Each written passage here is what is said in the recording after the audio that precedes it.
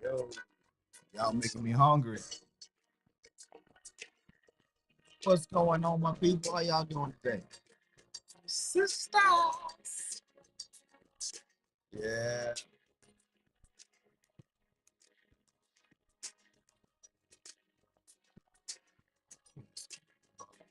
Oh, yeah.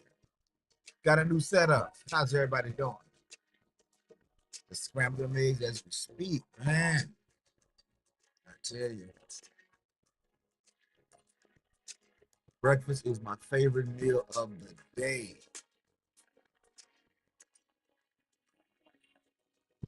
And I almost got divorced. I almost got divorced over some bacon, eggs, and biscuits. Y'all don't know. That's my important. That's like the most important thing to me when it comes down to it. Yes. Yes. Look, slightly new. I'm able to push my camera back a little bit further, drop the different lens on it, so it'll give a little slightly different effect. Not 100% positive though, what I want to do with all the space back there. But I definitely want to do something with it. But I can't decide if I want to have it like a static background or I want to drop a green screen or something like that on there. New background, who it is? I know it's blank. I kind of like the blank though. Every time I try to put something there, I go back to the blank. So I don't know. It's going to evolve. It's going to grow, and I'm not sure what it's going to look like, officially. But for the short term, we're gonna have a background. Might add a little few things here and there, but it actually gives me more room on screen if I want to put stuff up there. So I kind of like that look as well. But it's been a minute, man. This is like when we've been going so hard every day to the holiday season and the scheduling and the show's been a little intermittent and then moving. Seems like I've been going away for a minute, y'all. Seems like I've been gone for a minute. But we are back. We are back. And I would say this. I have learned so much over the last couple of months from the home buyer's perspective, from the husband perspective, from the friend perspective. And I realized something that no matter how much you grow or how evolved you become, there's still those times and there's still those moments where you you need help. You don't really know what to do sometimes. And I've been in a space where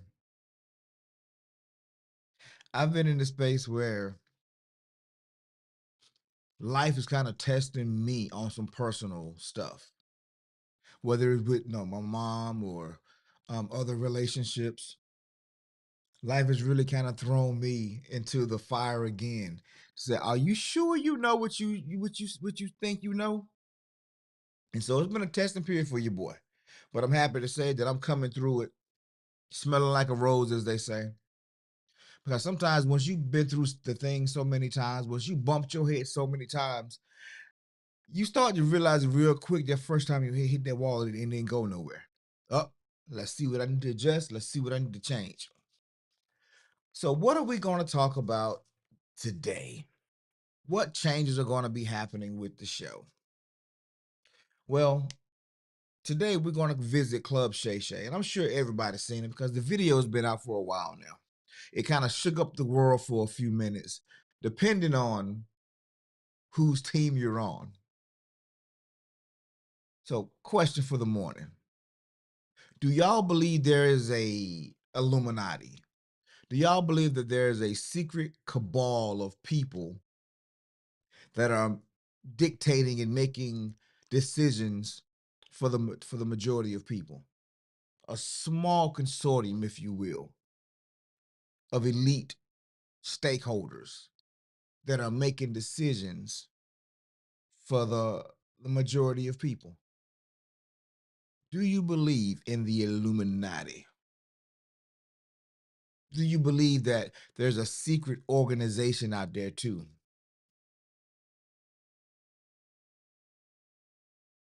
Said these attachment styles got me checking myself more than ever. Yeah, yeah. And it's the craziest thing about life. The moment you say that you're never going to do a thing, I'm gonna drop a bomb on that one. The moment I say I'm never gonna do a thing, I get tested. I get tested with it. Never fails. Never fails. So those words don't leave my lips too much anymore. I'll never do A, B, and C. Nah. Nah, I don't think I would like to do that. Oh man. Wow. That chick yo says it looks that way. Toronto says they exist, bro. She said emphatically, they exist, bro. They exist. I never really believe, I'll be honest with you, I never really believed it. I am a huge sci-fi or science fiction person, but I've never been one into the what you call them. Ah, I just had a word on my tongue and I can't think of it. Anyway, I've never been one to think of there was this secret thing happening. Although I guess when you really think about it, I mean, people, power is power. People love power, and power will do whatever it can to stay in power. That's kind of how it works. But I'll be honest with you, man. After watching this, after watching that, said learned that lesson a long time ago, huh? After watching this Shannon Sharp, Club Shay Shay, Cat Williams interview, I am starting to think that there's some truth to it. Because y'all know, I had to go down the rabbit hole a little bit, and I've been watching other people's spin on it, and they coming at it from all kind of weird angles. But mostly it's, people are always looking for the fight in something. I'm a little different because I'm tired of fighting, bro. I've been fighting my whole life. I want some different outcomes in my life. And fighting never got me anywhere. There's always been collaboration that's gotten me places. It's always understanding what the rules to the game were and then playing within the rules. And then they were breaking them on the backside. You know what I mean? But not the fight. The fight is cool though. The fight lets you know you're alive. Gets the adrenaline pumping. So that part of it I do like. But just for the pure spectacle, the pure drama of it. What up, people? What up, D-Rock? What up, positive self-talk? Yeah, just for the pure spectacle of it. I'm not really into the fight. Now I love boxing. I love boxing matches. I'm a wrestler. I'm a warrior. And the thing that I've learned about life, the people who've actually been in the war, the people who've actually been in the fight, they're not trying to run hard back into it. They understand what peace really is.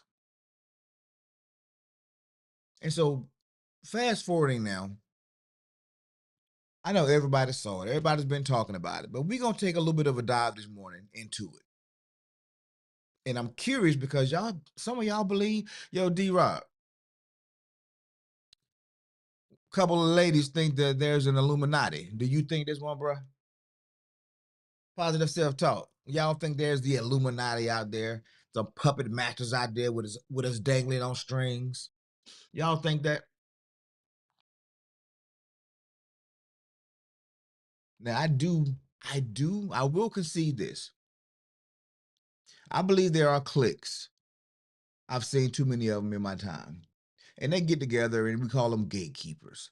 And they decide to who lets you in and depending on the gatekeeper, that's kind of how weird it can get. So today I got a little evidence for you. And I want to have a little bit of a conversation for you. But first, we're gonna get into this little interview, and we're gonna see what we come up with as a group. I'm gonna ask a couple of questions as we go along this interview. So for those of you who haven't seen it, I don't know where you've been, but if you haven't, let me introduce you to Club Shay Shay. and comedian Cat Williams having a regular conversation, and Cat decides to air out some dirty laundry. Positive self-talk said, I'm on the fence. D-Rob said, I used to. Interesting. Used to. I'm just starting to. I never thought it was a real thing. I thought it was people just, you know, making excuses for stuff. And I don't know why I thought that being black, right? We always had gatekeepers and people that were trying to keep us out. So I guess it ain't too hard of a stretch. But anyway, let's get into the beginning part of this interview.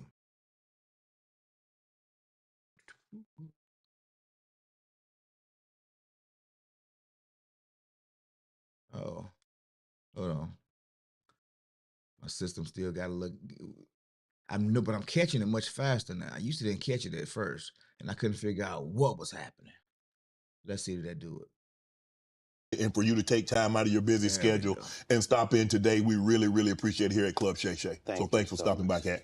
And I needed you to know why I came by. Yeah, I need you to tell us why. People know I don't go everywhere. I'm not interested in talking to people unless it's like a Larry King or somebody of an amazing ilk that I would actually want to y'all hear talk that good, to right? in real life. Okay. I don't do it so I can sell product, and I got things to sell, so let me come talk. You have a great product here, and as a fan base, we love the attention that you spend on the guest. We love how much work you've done, how well you know them, how prepared you are. The same things that we liked about you in football. You brought that on over to here, and that's why it resonates. And the reason I had to come is because you've made a safe place for the truth to be told. You know what I mean? Thank you. I appreciate that. And I have watched all of these low. Okay, I just want to stop right there real quick. The reason I even did that introduction is because I want you. Some people think Cat Williams is crazy. Some people think he's addicted to drugs. Some people think that he's lost his mind. He's ranting, like the same thing they said about Kanye, right?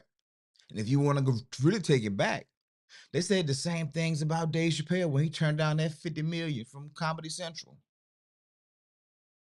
And all of them are saying the same thing, that there's these group of people out here, they call it Hollywood, who if you don't get on their page, if you don't play with their play in their field and with their ball, then they're going to take their ball and blackball you, keep you out of the industry. And so Shannon does a really good job introducing Cat Williams. And as you can tell, Cat Williams, some things he say, he's a comedian. So I don't know how much to give to the craft, or is he maybe just a little out there sometimes with the exaggeration? Because I've been known to exaggerate a time or two in my life, so I can relate. Sometimes it's for that dramatic punch. But anyway, let's continue. Or let's try to continue. Brow comedians come here and disrespect you in your face and tell you straight up lies. I'm talking about things that have never been heard in all of Black Hollywood. They feel comfortable sitting here lying to you about it. You gonna set the record straight? Are you kidding me? You let Ricky Smiley sit here and you said out that mouth, you stole Friday After Next, the one I was in. I wish all of America fumbled a bit when that happened. And then he said some stuff that we haven't heard in 100 years in Hollywood. You ain't say nothing. This man told you he had Cat Williams' role. He was gonna be Money Mike. Wait. And Cat Williams was gonna be the Santa Claus. Now let's 3 quick points. You ain't gotta make those points, dog. I remember Friday After Next very well, in a large part because of one Mr. Money Mike, Cat Williams, right? Now, I can't play, all of this interview because it's like 2 hours and 46 minutes of it. So if you haven't seen it, it is worth the time to go, especially if you're driving somewhere. It is worth the time to watch and to really appreciate what I would call the genius of Cat Williams. But also Shannon Sharp as a host. He knows exactly when to be quiet. He knows exactly when to press the button a little bit. And he knows how to show a little fake outrage. So I think it's a very entertaining piece. But Cat Williams right now, this is where I think it starts to rub people the wrong way. He's getting ready to go into this tirade of all these comics, from Ricky Smiley to Cedric the Entertainer to Kevin Hart to Steve Harvey. Yeah, I mean, he's about to really dig deep into some people real quick. And I'm a pimp named Slickback. I keep forgetting about his character. Cat Williams came on the scene. Now, granted, when we saw him in the public eye, and if you're not from where he's from, you probably didn't know he existed. But when we first started seeing Cat Williams, it was on the some of the comedy circuits. You would see a couple of specials. I remember watching one thing where he was a guy called Cat in the Hat. And I thought he was relatively funny, but nah, he was still working on his craft, he was still young. But I did not dislike him. I thought he was just entertaining. Now, it wasn't until the Boondocks, I didn't even see Friday After Next until maybe a year or two after it was out. For whatever reason, I went through a period where I didn't really watch movies, like 2-3 years where I didn't watch any movies. I was just grinding, hustling, whatever I was doing. And when I first saw him on Boondocks, I'm like, yo, who will play this character? So I looked the character up and it was like, yo, it's the Cat in the Hat dude. Then I started kind of going down the rabbit hole of who he was. And so just for the record, I want to say I think the man is brilliant. I think he's a talent that we're hard pressed to see. But for some reason he didn't pop. He didn't blow up. For some reason. He's been blackballed for speaking out against people. He's been embarrassed. I mean, I've seen videos him getting in a fight with some little kids and he got knocked out, I think it was. I'm not sure what it was. But he's been all over the news for a lot of scandalous things. And they can deny him a lot of things, but the one thing they can't deny is that this guy is not funny. You mean in Hollywood they cast a 5'5" black Santa Claus that weigh 145 pounds? That's your story. I'm signing Your up. story is the Ricky Smiley that couldn't even do curse words because he had a Christian fan base. He was gonna play the pimp. Why you didn't ask him why has he played a woman in more movies than he's played a man? Look, I lived in Alabama, Montgomery, Alabama, for about 5 years. And around the same time as the Ricky Smiley Morning Show was just coming out. And a lot of people in the area, they loved him. I was more of a think back then it was Doug Banks, or then it was Russ Parr. I was more of a northeastern, kind of. I like that delivery better. But I never thought Ricky Smiley was that funny, even on Comic View.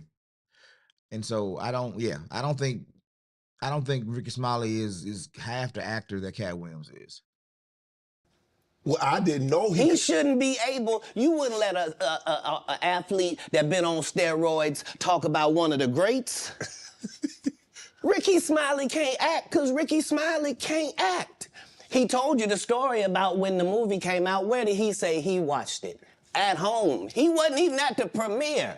You telling this man, you stole that. Oh, so he could get his name in the same sentence with a great one. It is sad. He was just that bitter when we were shooting it. He told everybody, it should have been my role. Everybody on the scene. Why do you think no cast member has ever said anything? He couldn't have played that role like you. I thought he was... Sir, no one... Why no... He was with KD? Yeah, it wouldn't have been the same movie. Now, of course, I can't play much of it like that, so I'm gonna skip around a little bit because the whole thing is lit.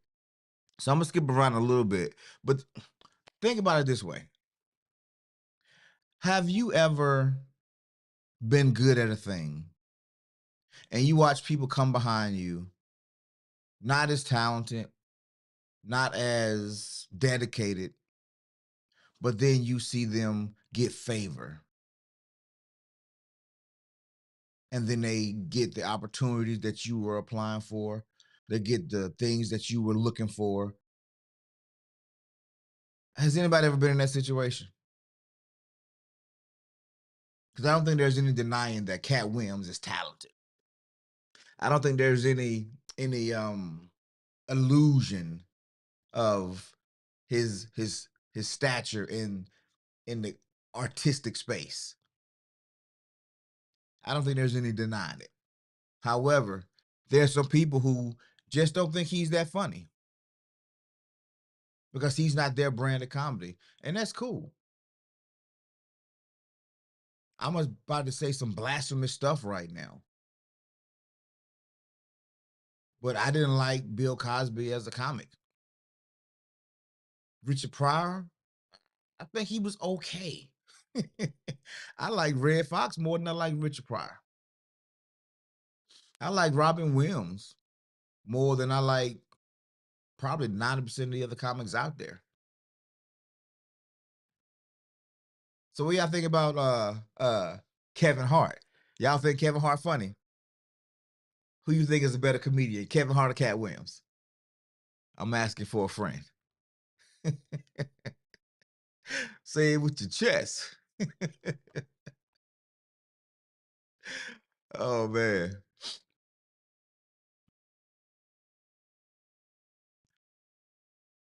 Different preferences, different strokes, different folks, right? That's how it is. But today, I think we living up in a world right now where people will look to be offended. That you said Cat all day. Yeah, Cat is a funny dude, man. The funniest big Cat that I remember from Cat Williams was when he was talking about, we cater to the things that we like. And if you come to my house, I got satin sheets, satin pillowcases. Because I'm entertaining the ladies. So when the ladies come over, I want to make sure that they're comfortable. I want to make sure that they can just fall in love with the environment, that it smells good, that it looks presentable. But your boy, MJ, Mike Jack, he got Never Never Land. Yo, bro, that joke cracked me up. But I'm kind of torn. I think Cat is a funnier comedian. I do. Kevin Hart got them stories, though. Kevin Hart can tell a story. I love the way he tells. The matter of fact, it's his life story. I relate to him because I'm all about that story. Pure stand-up genius. I think Cat can go toe to toe with the best of them. Pure entertainment and storytelling. I think Kevin may have a slight edge because he can put it in a way that's relatable. It is everyday. It is practical. It don't take a whole lot of engineering.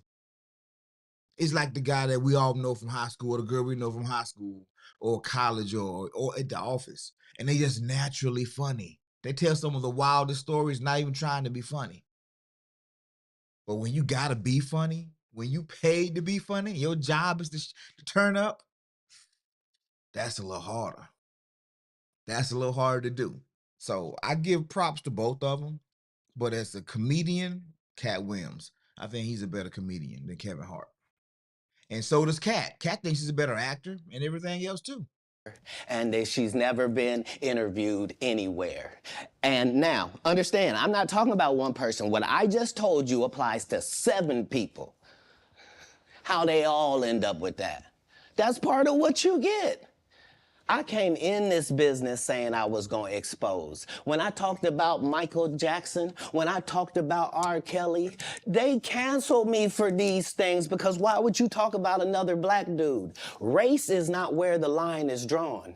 It's God's side and the other side. And we don't care nothing about the other side, Period. Period. All of these big dick deviants is all catching hell in 2024. It's up for all of them. It don't matter if you Diddy or whoever you is, TD Jakes, any of them. All lies will be exposed. That's all. And anyone who takes that the wrong way, know why they take it the wrong way. Bars. The truth is the light. I need to have another one of these. Amen, amen. Gee. Oh man. Toronto Ricky says they're both funny in their own way for different folks. They're both winning. Exactly. They're both winning. And that's what it's all about. So many times we want to take sides, and there's nothing wrong with having your preference. But why do you have to down talk, or why do you have to kick the other person that's not your preference? But you know when you're in an interview and you got, just let me get another one of these. Because my man, I don't think Shannon was ready for what Cap was going to come do, because he is not being political. He's giving you the facts as he sees them. He's giving you the facts as he sees them. And he ticks some people off. And so I was having a conversation with my homeboy, what was Saturday, and he was like, yo, why, if he really telling the truth, why he ain't been touched yet? Why he ain't been touched yet?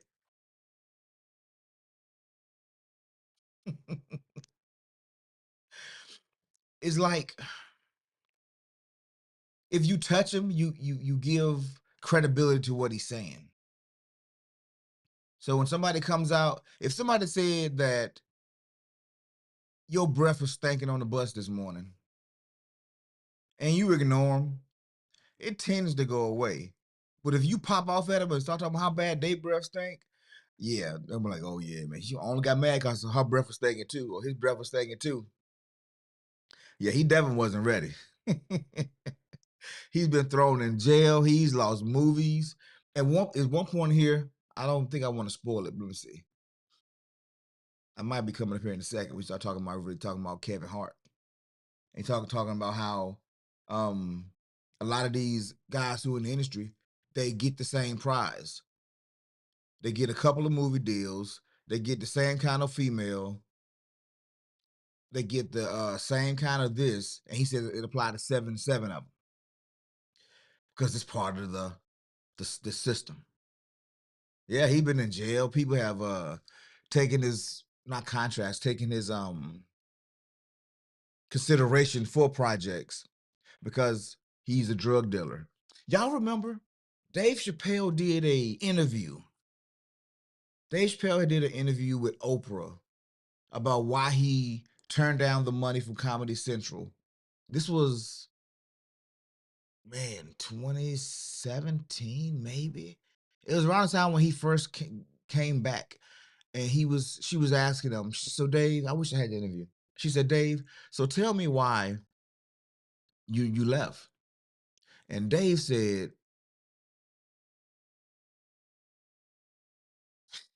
my favorite part was, you got to tell Diddy no. He said, sir, I've turned down $50 million 4 times.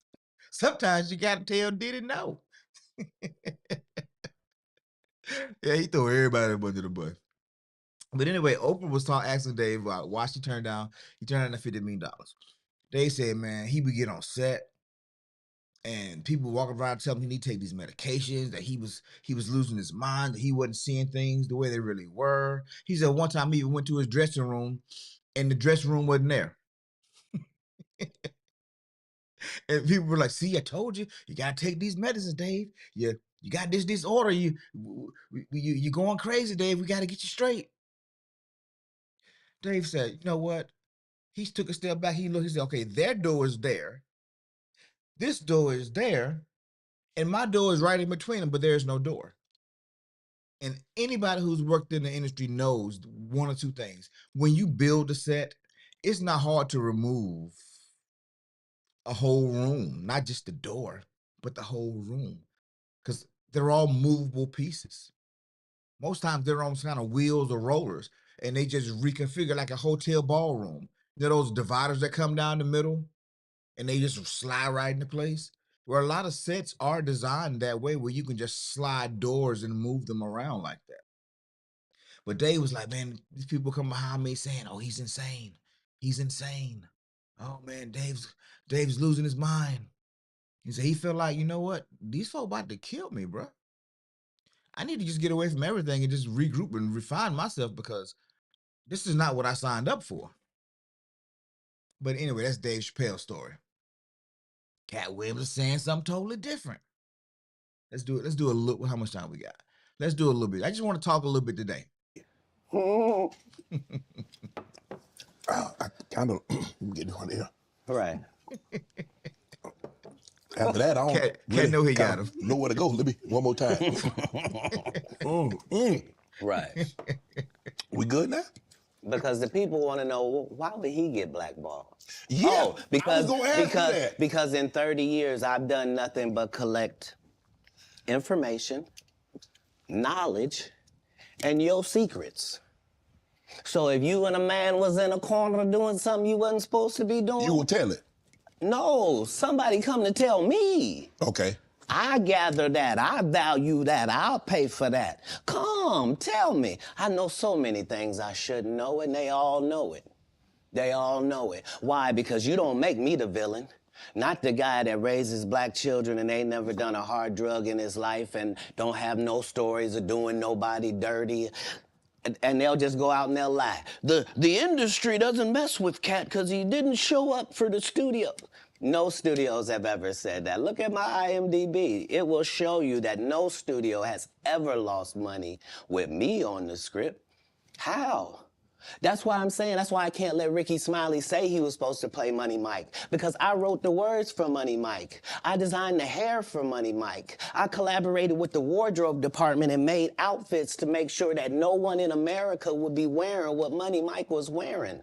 I told them to go get the Prowler. I then told them to paint it purple. I told them don't have an actor playing a pimp. We could get an actual pimp, Archbishop Magic Don Juan, to play. Like, I did far too much work for somebody to come years later and try to tag along just for their own self-aggrandizement. Why didn't Cube set the record straight? Terry Crews could have set the record straight. Mike Epps could have set the record straight. Why none of them set the record straight? That's what you were supposed to ask him when he told you those lies that But I no didn't one's know it ever was a heard. lie. Right, but he's telling you something no one's ever heard of.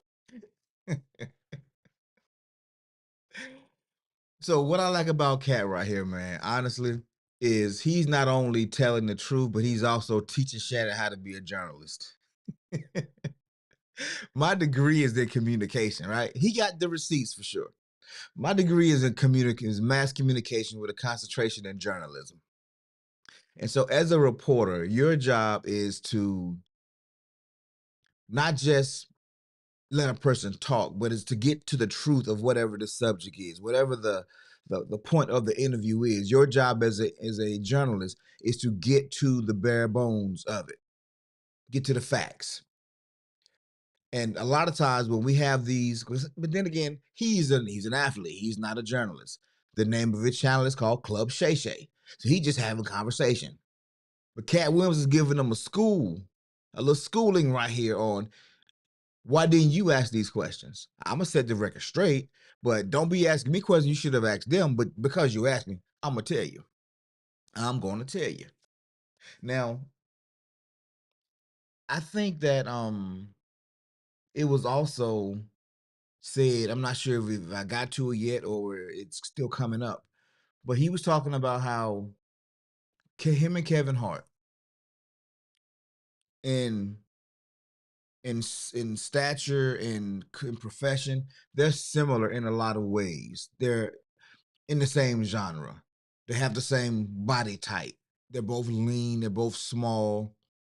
And a role that Cat Williams can play is also a role that Kevin Hart can play. Or if he's cast, if they want a short black male that's funny, well, it fits either one.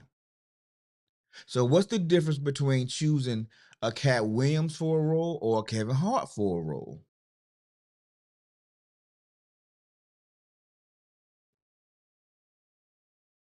What's the difference?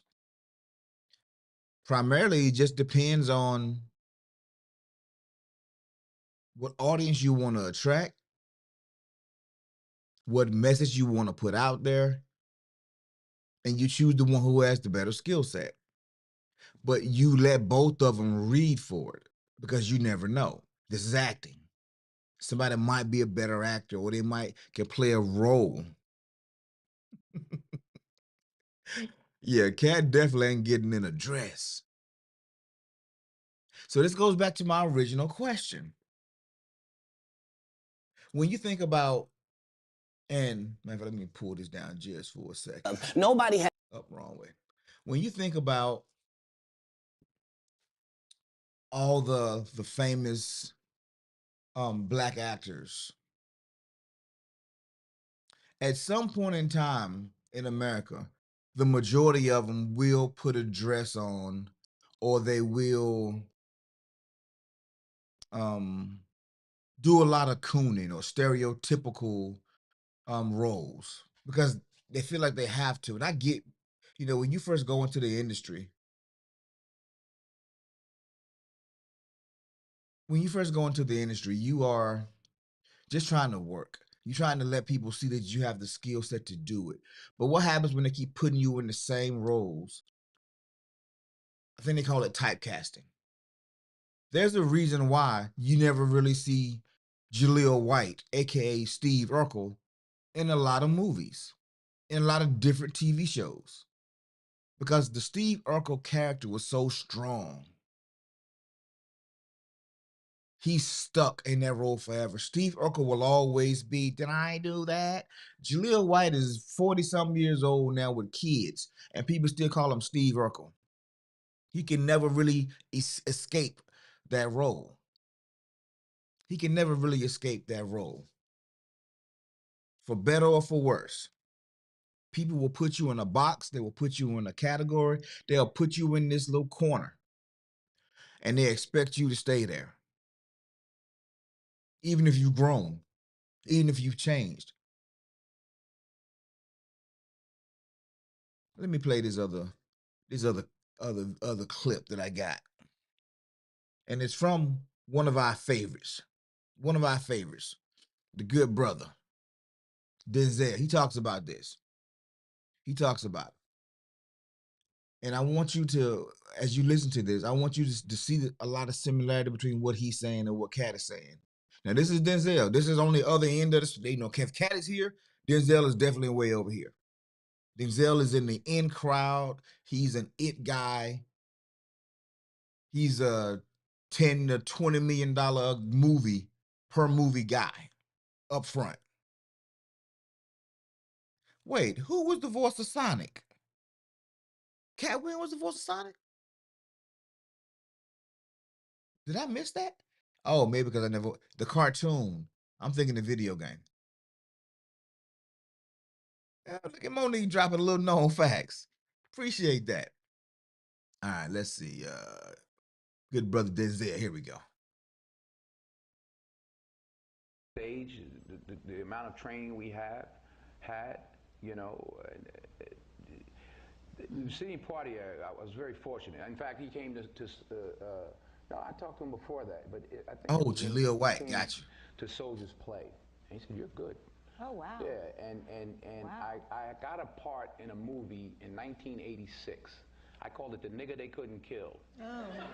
Yeah, he was supposed to be, he raped a white woman and they tried to electrocute him, but it didn't work. And he became sort of a cult hero. No, not that one. That was the other awful one. But and then they tried to hang him and they tried to do all this stuff. And I had a lot of training day in me. And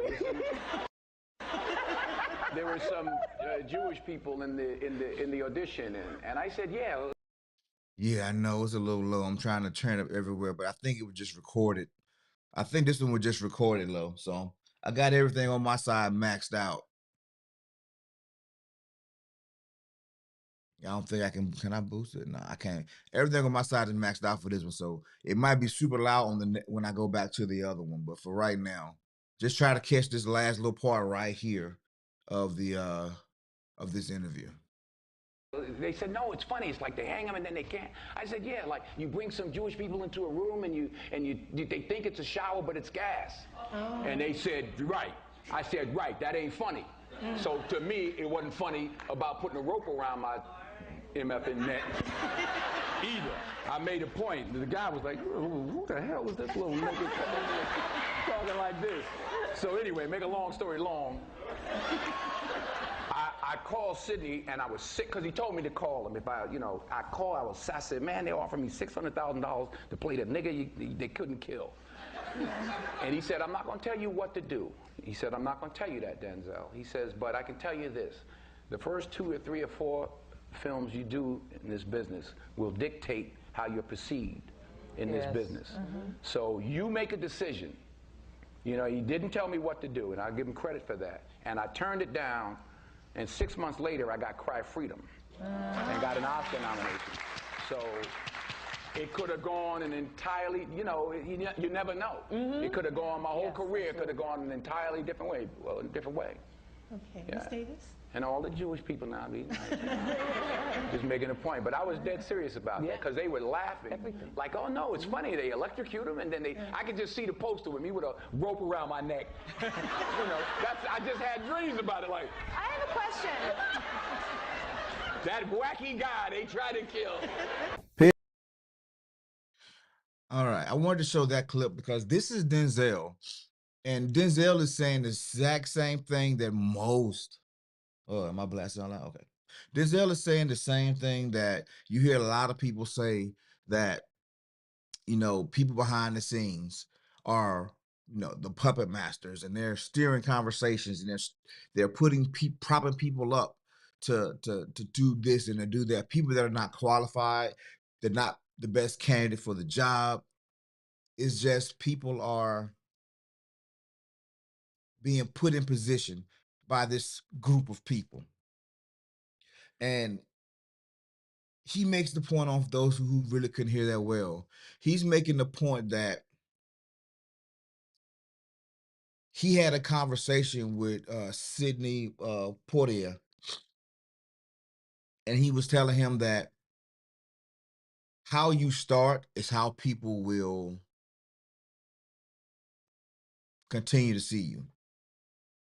Your first 2 to 3 movies is how people will continue to you be typecast in those roles. And he made the point of saying that this movie called the Ninja That Couldn't Kill, he rapes a white woman, and so they're trying to electrocute him, they're trying to burn him, they're trying to hang him. And he was just like, wait a minute, no, that's not funny. That's not what we're doing here. They was like, oh no, it is funny, people will love it. And he used the example of, hey, so it's just like, we take you to these showers and we cut the water on, but it's really gas. And even the crowd was like, ooh. Ooh.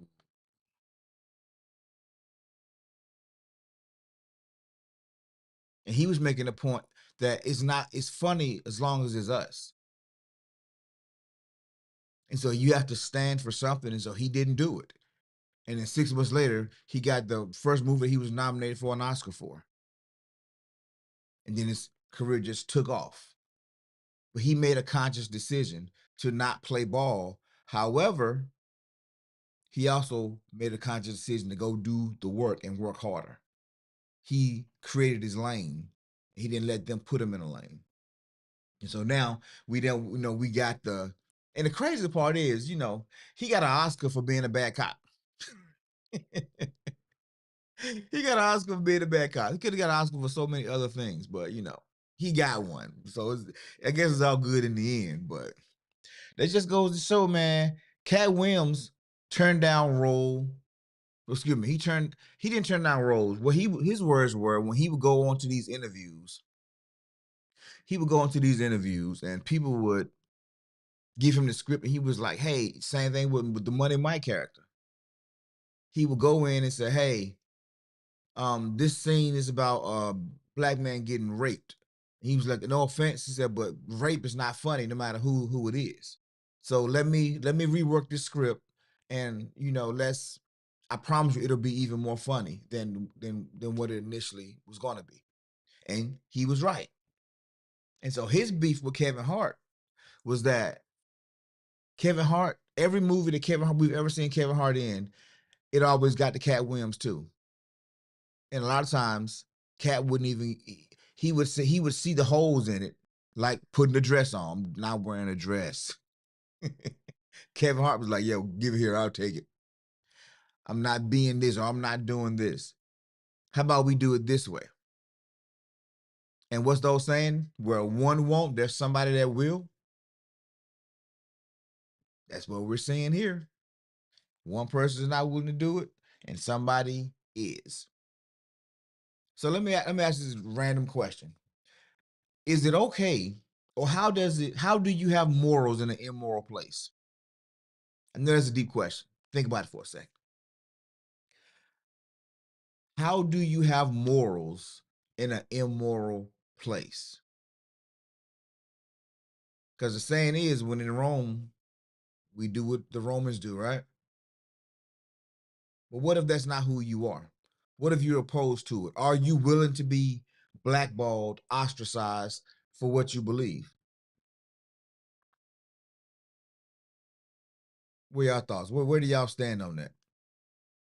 If you had an opportunity to go and make millions of dollars, to be super famous, to live whatever your dream life is, if you had the floor to go be everything that you wanted to be as a child and even more,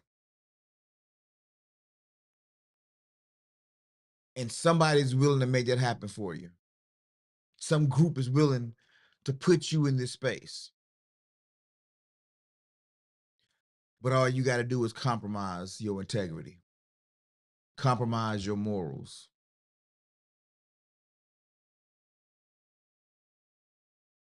Are you willing to do that? Are you willing to do that? Now, that question is probably deeply personal. I would like to know, but it's none of my business. This is deeply more question. That's more of a question that is one to provoke thought. I mean, this whole morning motivation, they be talking about personal development. Monique says, I always remain myself. My morals and my values are more important than money. My integrity is everything. I like it. Matter of fact, I'm going to show a little love on that one. Toronto Regan says, you have to be disciplined in what you believe and stand firm on it and not change for anyone. Yeah. I'm a firm believer that there are more people that are willing to do the right thing if there was an avenue for the right thing. The only reason so many people go dark side, is what I'm gonna call it, is because it's more access, it's more profitable, it's more accepted. Because people are selling out on a daily because they see it being the only way that they can make it happen. That chick yo says, stick to what you believe. Compromise will lead you to hell. She ain't lying though. She ain't lying. Gerardo says you just can't sell your soul for something that compromise your beliefs and what you stand for. I mean, because at the end of the day, who are we? Who are we? You could spend your whole life building, becoming, growing, learning. And then in the blink of an eye, one bad decision, one bad association changes all of that. You know how lost of a feeling that is? To spend your whole life on a path and succeeding, having success, then you get in the wrong relationship with the person because you love them so much. You saw all the red flags before you got started, but you jumped in it anyway because you have everything but this. Think about our athletes. This is a great time for athletes right now. Most professional athletes have been playing whatever sport they played since they were children. I'm talking like 6, 7, 8, 9, 10. And now they're 40. They've been playing a sport for 30 years, 35 years in some cases.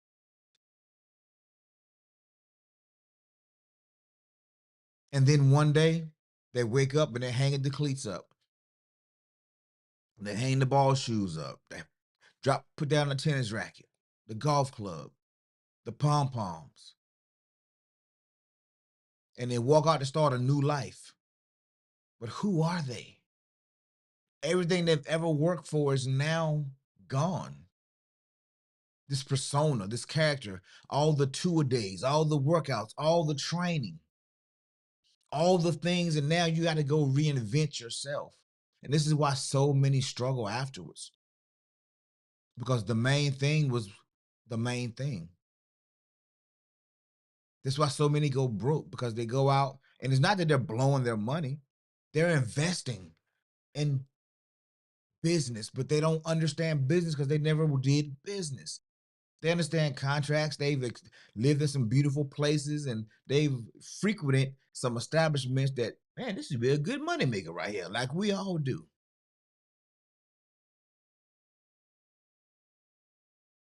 But they make an error somewhere and they lose. And there is no safety net because they earned their money a different kind of way. It wasn't slow money. It wasn't over time. It happened almost overnight. Well, let me not say overnight. They used their natural ability to make it happen. And they became known. Cat Williams said he's been in comedy over 30 years. And in 30 years, I think most of us could say we probably know him the last 20. That first 10, this ninja was the cat in the hat. He was the cat in the hat. He was a Dr. Seuss character, basically. The dark side Dr. Seuss character, but you know. So what about you? I know that we stand on principle. I know that we stand on our morals and our values.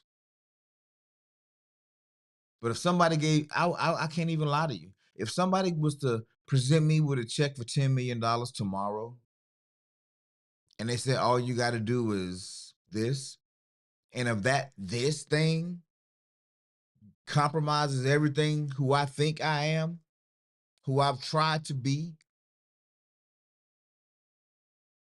I can't even lie to y'all, bro. I'm not money motivated. I am not money motivated. I don't do a lot of things for money. I don't chase clout. I don't do a lot of things that will compromise my integrity or make me feel out of who I believe that I'm supposed to be. But that $10 million check can make every dream I've ever had come true. It can help so many people, change so many lives. But now I got to live with a lie. Am I willing to do it?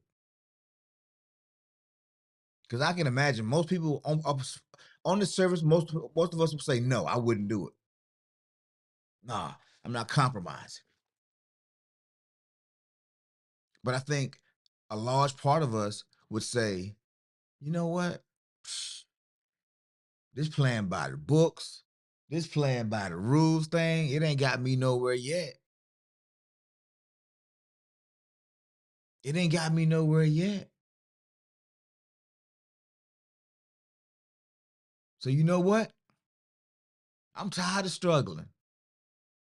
I'm tired of being broke. I'm tired of watching other people's dreams turn into realities, and I'm over here just struggling. I'm tired.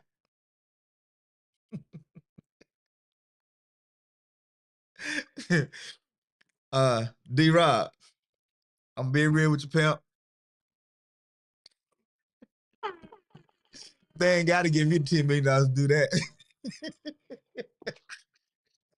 Just give me a good bottle. Oh, Okay, I'm playing. I'm playing. I'm playing. I'm playing. Give me 2 bottles of Hennessy, uh, a large pizza, and some garlic fries, bro. Come on now. Oh no. Oh no. But yeah, but seriously though, I think a lot of people would take the deal and then regret it after they took it because their conscience will bother them.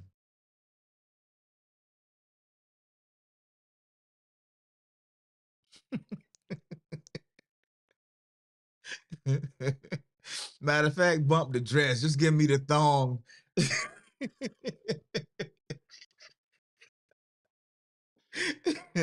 So take that 10 mil and get Missy Jermaine. Oh man. Oh man. Okay, nah, yeah. See, okay, I draw the line at Diddy. I draw the line right there. You got me on that one. Oh no, no, no. If I ever hear the words take that, take that, take that behind me, I'm running. I'm running for dear life. I don't care who said it. Jermaine says, I don't remember money. Wait, I don't remember money. Got me insane and losing my memory. Oh, I got you. Hey, but yeah, sometimes they take the money because and I'm not doing this. I don't want to vilify anybody for how they feel, but there's so much truth to it. Sometimes pressure, man. If you've been struggling and you in this negative spin, and somebody comes with the check and a helping hand, sometimes, man, it's hard to second guess where it's coming from. And some people get caught up and they do it. They do it. And there's nothing, I can't say there's nothing wrong with doing how they felt in that moment. No, we'd all like to think we're gonna do the most noble thing in the moment when the time is right. We're gonna stand on our square. Most of us believe that, but at the same time, sometimes we get weak. The flesh get weak sometimes. The flesh get weak and we have a moment and we slip or we slide. And so the thing that I like about what Cat Williams has done through his whole career. Yeah, old dude from Big Mama said he did regret it.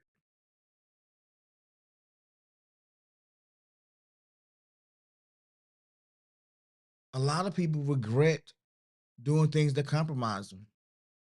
But if you want to be in this thing, you got to do this thing. And I get it. It's a tough decision. It's a tough decision. So how do you stick to your guns? How do you follow your conscience? How do you follow your conscience? Because it's easy to say, I ain't gonna take that check for 10 mil when you've been busting your butt for 40 years and you ain't got close to 10 mil yet in 40 years. And now somebody wanna put a $10 million check in your hand. Now, this is not an argument for selling out either, guys. I'm not saying sell out. Because with that favor, hey man, take that, take that, take that. You be hearing gunshots and people be giving you applause and you trying to look around and see where it is, but you can't turn back around. And when you do, it's something you don't want to see.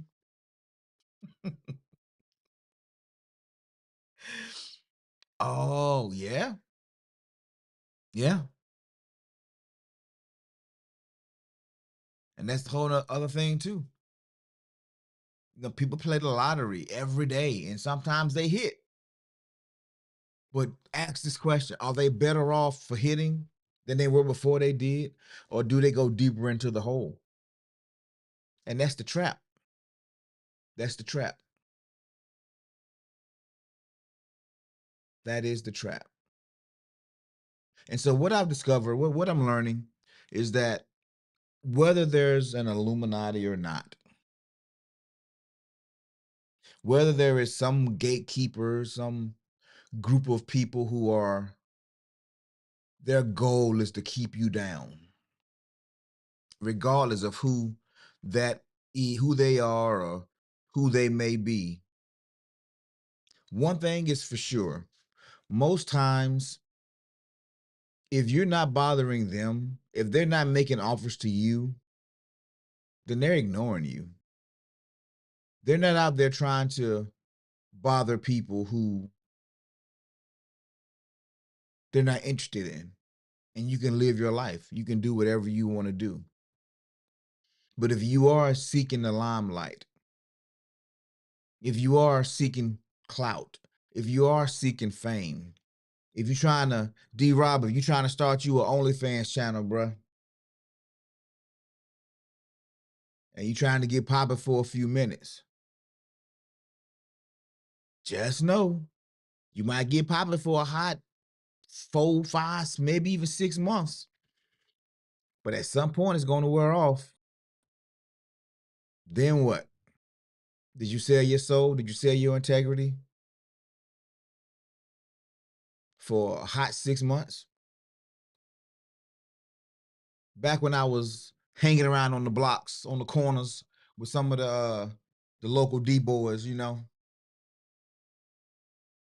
I used to always ask the question because I saw it. Every year, there's this hustle. There's a new person coming on the scene, and they're making money. They're selling product all over the place. They get arrested, and they know they're gonna get arrested because the grandmama done told them, the daddy done told them, the mama done told them, the aunties done told them, the cousins done told them. Ain't nothing out there, bruh. You gonna end up dead or in jail. It ain't too many other options. There's no retirement plan for a drug dealer. And one dude said something that summed it up for me.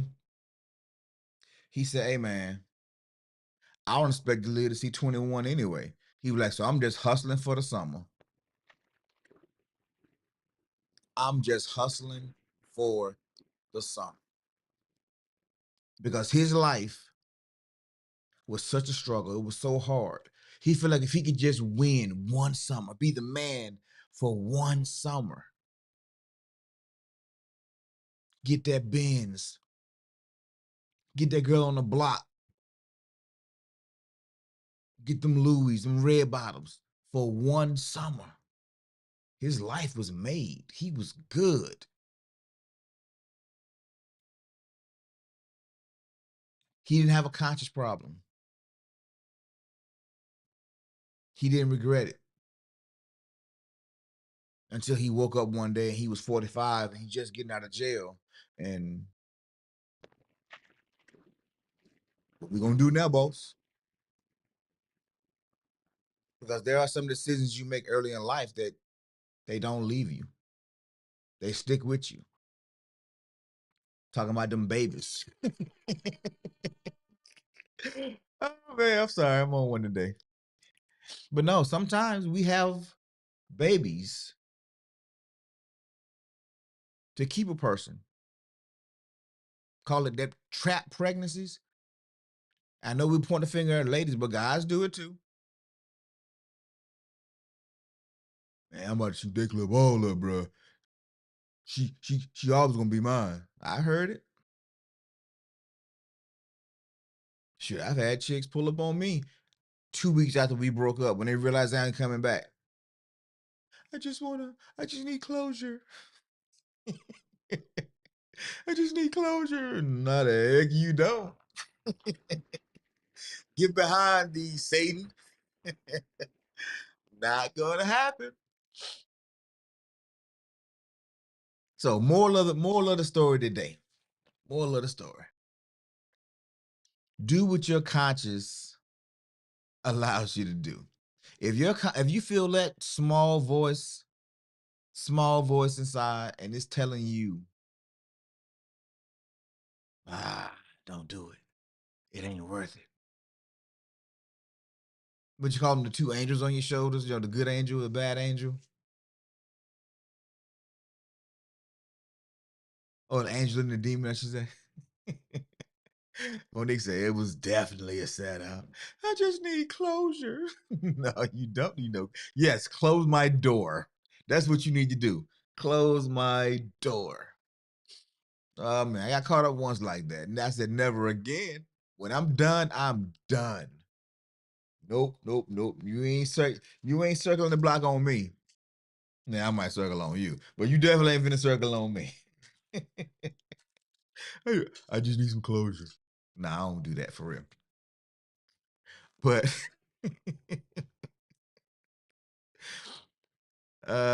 yeah, that is the best setup. Oh, Monique did it. Shout out. Shout out to Monique, yo. Best setup though. Says she was worth it. 24 years later, and we still together. Oh man, I like it. Woo. Okay, see, I love a happy ending. That was pretty good. I definitely love a happy ending. That was a good story though, Monique. Oh, D-Rob tripping, man. Move around, hell before I get the cat spray. Oh, he set you up. Oh, baby, I just want to talk to you real quick. I know I messed up, but I can't let it end like this. I can't let it end like this. I just want to get closure on it so I can be a better man going forward. So I won't make those same mistakes again. Did it sound something like that?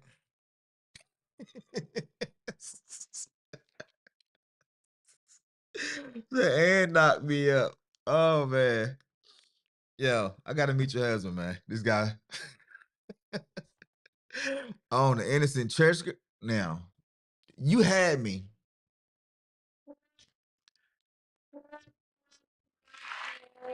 You had me until you said the whole innocent church girl part. I was in your corner. I was on your side. Yep, yep. Which tells me was just like, he think he's slick. He think he's slick. I don't see no protection nowhere. I ain't gonna say nothing if he don't say nothing. So you have culpability in this, Monique. You plotted on yourself. Matter you plotted on him too. Yo, I think you plotted on him first, but you made him think it was him that was doing it. Okay, look, all right. She said, I really was. I was too scared of Jesus. Now, you weren't scared of Jesus. When he said, just take a deep breath and blow out slow.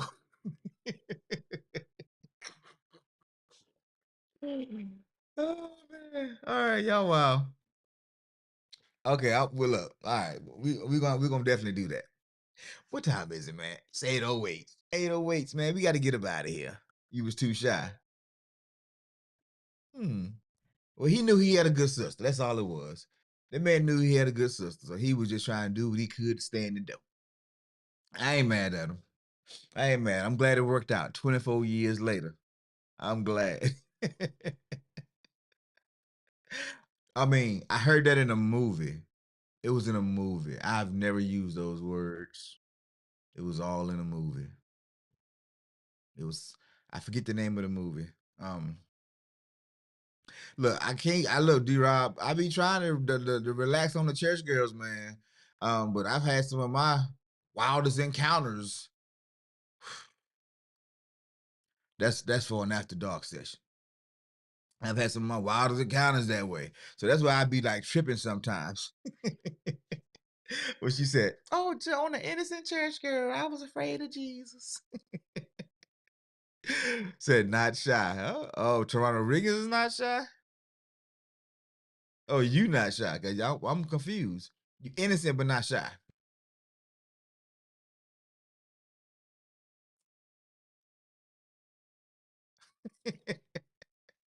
Okay. All right. All right. This morning motivation is turned into something else right now. So we gonna go ahead and close this broadcast out. Oh man, y'all are wild, man. But I'm grateful for your wildness because it's uh it's an amazing thing. It's a beautiful thing. Oh man. But hey, it's 2024. We made it to see another year. There's so much optimism in the air right now with a new year being dawned. And I'm excited to be on this journey with you guys, you ladies. Thank you for being on my part of my journey as well. A lot is gonna happen this year. As you see, I'm starting the year out in transition in a new space. I got some fresh, clean walls back there. Yeah, I'm not sure what to do with it, but it's a beautiful home, guys. Thank you for all your support. Shout out to my lovely wife this morning, who is, and we might talk about that tomorrow. How relationships work and how they sometimes fall apart. And I'll probably use our situation is going on right now currently, and we're good. We're in a really good place. She slept in, man. This chick been she likes unpacking. She likes setting up new things. So she's up late at night setting up stuff, packing up stuff.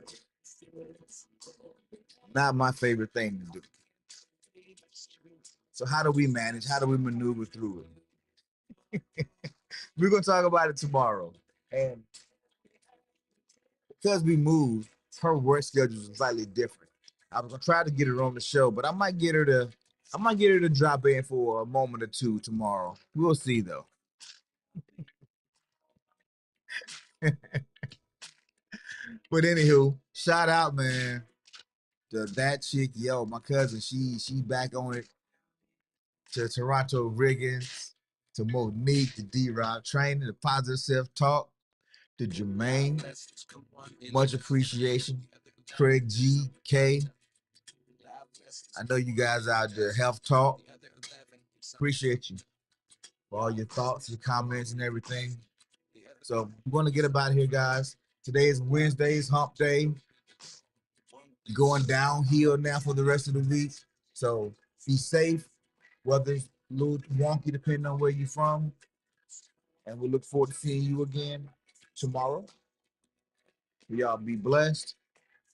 Stay well. Much love, much respect. Peace to you.